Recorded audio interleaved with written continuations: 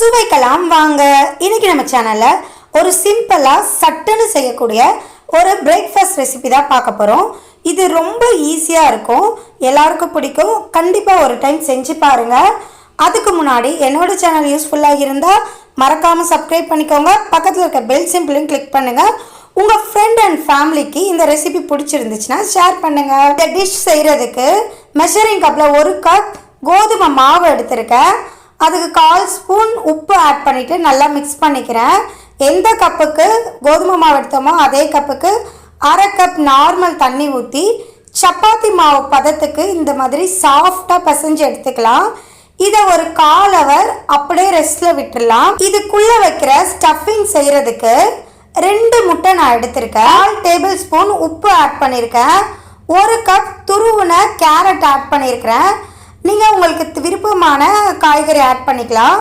ஒரே கப்புக்கு 1 கப் வெங்காயம் குட்டி குட்டியாக சப் பண்ணி ஆட் பண்ணியிருக்கேன்.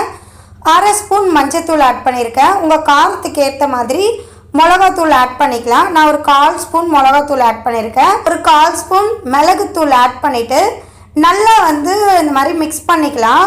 நீங்கள் மிளகாத்தூளுக்கு பதில் பச்சை மிளகா கூட குட்டி குட்டியாக கட் பண்ணி போட்டுக்கலாம், டேஸ்ட் நல்லாயிருக்கும். இப்போ மாவுல இருந்து ஒரு உருண்டை எடுத்து சப்பாத்தி பூரிக்கெலாம் திரட்டுற மாதிரி நம்ம 4 பக்கமும் ஈவனாக திரட்டிக்கலாம். ரொம்ப மெல்லிசாக திரட்டிடக்கூடாது.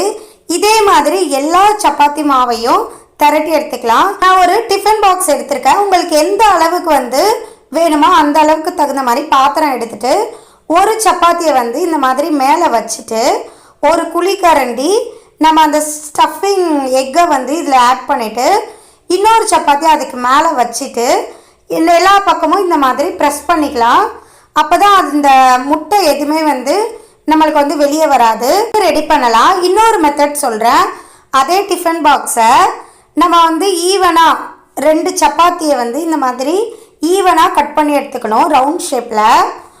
ஒரு சப்பாத்தி அந்த மாவை நம்ம உள்ளங்கையில் இந்த மாதிரி குழியாக வச்சுட்டு ஒரு கரண்டி ஊற்றிட்டு இந்த மாதிரி மேலே வச்சுட்டு அதே மாதிரி எல்லா பக்கமும் ப்ரெஸ் பண்ணி விட்டுக்கலாம். இந்த மாதிரி 2 மெத்தடில் பண்ணலாம். இதை ஃப்ரை பண்ணுறதுக்கு எண்ணெய் நம்ம நல்லா ஹீட் பண்ணிக்கணும்.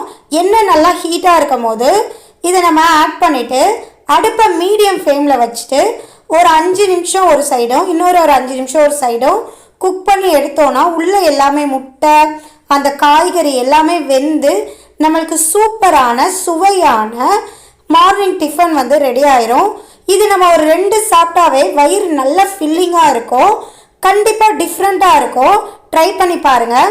இது மார்னிங் டிஃபன் மட்டும் இல்லை, ஈவினிங் ஸ்நாக்ஸாக கூட நம்ம செஞ்சு சாப்பிட்லாம்.